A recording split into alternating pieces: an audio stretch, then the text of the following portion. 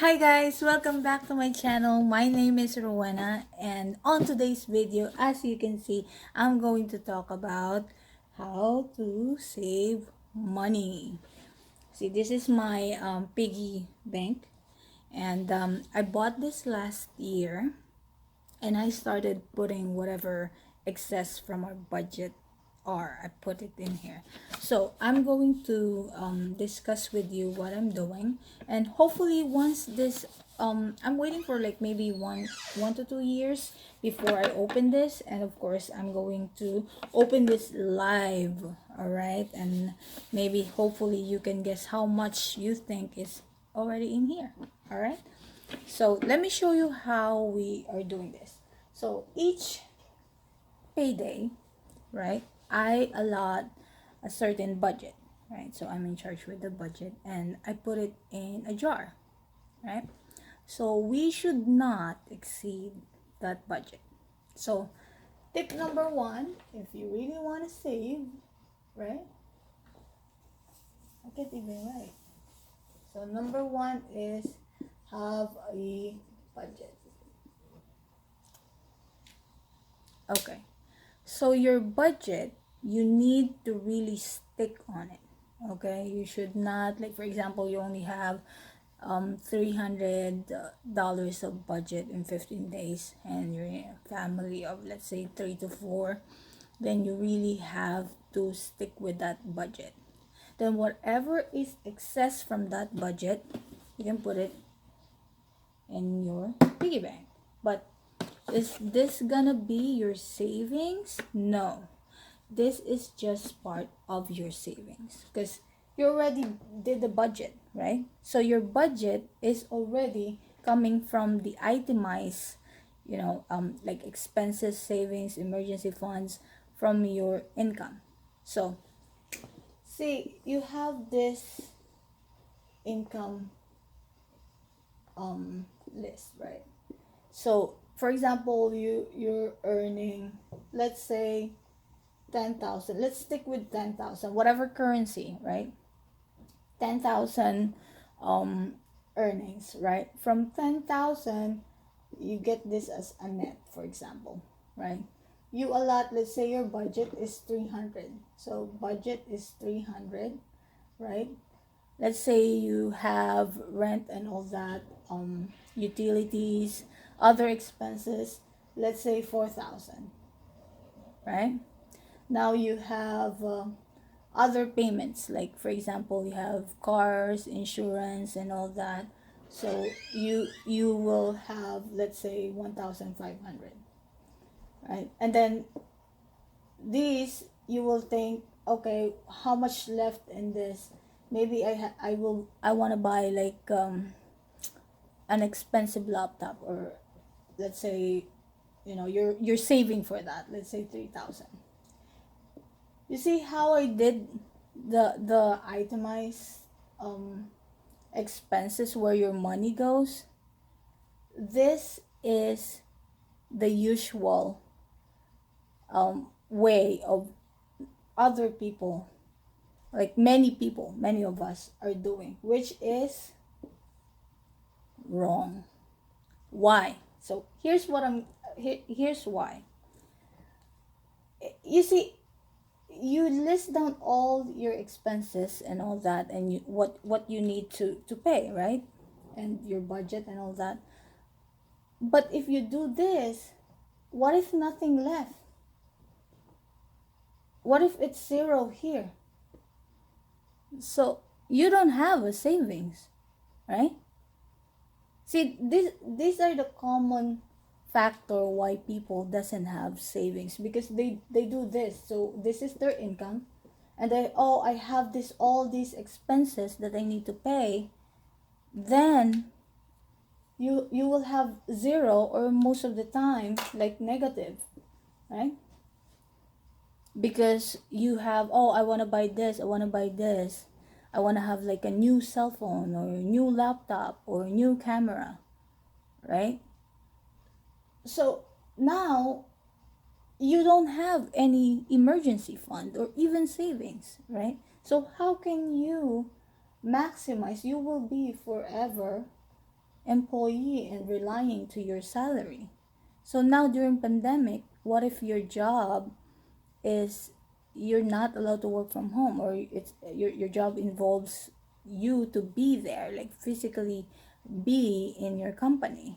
So now your company needs to shut down because of the pandemic. So now you don't have this, right? What will happen on the rest of the expenses? You might be homeless. You might be really in debt, filing bankruptcy that will really ruin your credit score, right? So these are not, I mean, this is my opinion, this is not the way you should itemize or break down your income. Okay, so what's the best way? So you break down, you have your income, right? This is your net. Imagine from this net, the government already took 25%. Well, this is already net. So let's say your gross is more than plus 25%, right? So you got this, but you already gave money from the government. That's called tax, right? Because you have to pay taxes.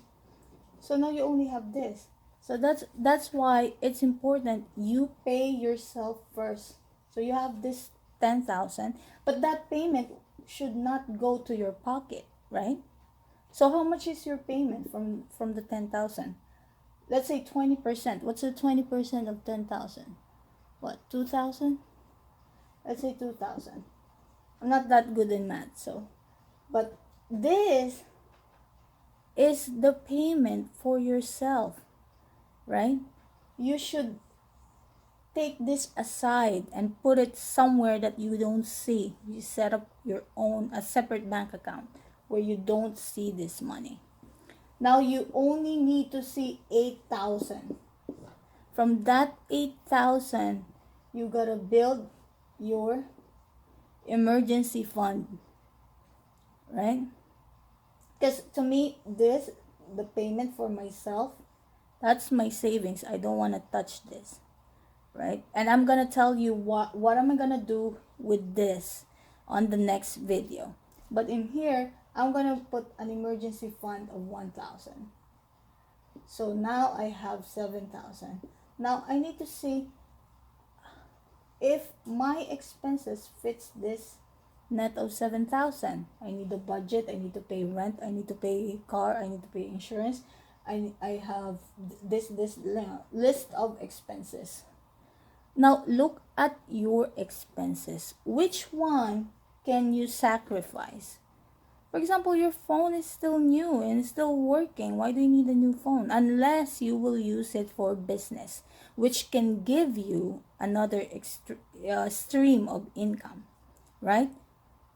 So, because a new phone or new computer is considered liability until it become an asset. Okay, what does I mean? What do I mean by that? So, for example, you buy a new phone because you're using, like, let's say 3210. I mean, in the Philippines way back, I remember my first cell phone was 5110. You can only text and call, and then you only have like certain character, like you can't exceed, I think, 150 characters, and then you have to send the first 150 characters and then you get text again, so something like that. But and then you engage into like an online business, like what I have an online business. Then I need an updated phone, right? I need a phone where I can use and bring with me and log into, like, install some apps. I can install some apps if my phone is really like an old model, right? So now it can become, now your phone, that new phone, is an asset because it has a potential to bring another stream of income for you. Okay, so now on this method, you make sure you are 100% sure that you have money. Okay, that you have this savings. Now you have to remember this savings, because on the next video that I'm going to create, I'm going to tell you what do you need to do here that can help you multiply your savings. So how you gonna set up this kind of strategy? Now, if I remember I just said you have to have a separate account where you can't see this. So you can open two accounts, like one where your salary or your income goes in. So this is account one, right? Then you have bank account two. So this savings automatically goes, you set up an automatic transfer from account one to account two. Okay? And every time you do that, it's just a one-time setup where you put a certain amount of money goes to the other account. It will automatically, you will forget, oh yeah, I have this other money, because whenever if you have online banking, you will not see 10,000 anymore. You see 8,000. And then for your emergency fund, you can set up an account 3, right? So by the end of the day, once you log in on payday, you only see 7,000, right? Now in this method, you are 100% sure that you get to separate your savings and your emergency fund. That's very important, because emergency fund, you don't know when something bad can happen. It's an accident and all that you need an money to give your family, or to use, for you to use. So now it's important that you only see the 7,000, so that you can adjust your style, or your lifestyle based on this amount. Okay? So it really takes courage and sacrifices. What are the stuff that you can sacrifice? Like for example, you're living in a city, like what we're living in a city. We don't need a car. So car becomes liability. It's not an asset. Now, if you're living in a suburban, where you need to drive to go to work, because there's no train, there's no other way of going to work but to have a car, and maybe Uber or Lyft is not possible, then your car becomes an asset, right? Because it's helping you're reducing the cost also, because you have more time now. Then you can convert that car, like have someone like rent that car, or you can ask your neighbor if you're going the same direction, instead of him, like a pool. You do some carpools. So you really have to think of ways on maximizing and getting some stream of income, and not just dependent on the employment income.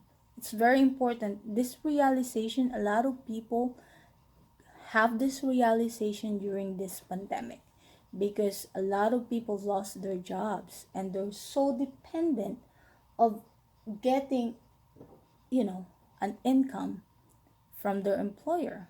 So now no employer, no work, no pay. And you can't, work from home. So what are you gonna do? You should think ahead of time before even something happen, right?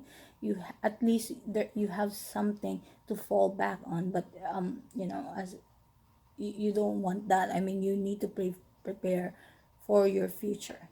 So if your thinking is like this, like I have an income, these are my expenses, and then what's left is I'm gonna save it, you're not gonna save. I'm telling you, you will not save a dime. Tell me if you have something that, if you're able to save something, if this is your method. Okay, unless you're very, like, very disciplined, that okay, I'm not gonna buy this new phone, new laptop, or house and lot on my bonus and all that, or car, then maybe you'll have a savings. But the other method, where you automatically deduct your savings and your emergency fund every time you have your salary comes in, that is 100% sure that you're saving something, and let your money work for you. So on the next video, stay tuned, because I'm going to show you what will happen. What can you do on this savings? You can't just babysit the savings and in the bank, right? Because it only what, 0.0025 is the interest last time I checked. 0.25%. That's I think BDO or BPI. I forget. I could be wrong, but it's very little. So you don't want to have this whole 2,000 sitting in the bank. All right. I hope you guys learned something. Stay tuned on the next video. Thank you. Bye.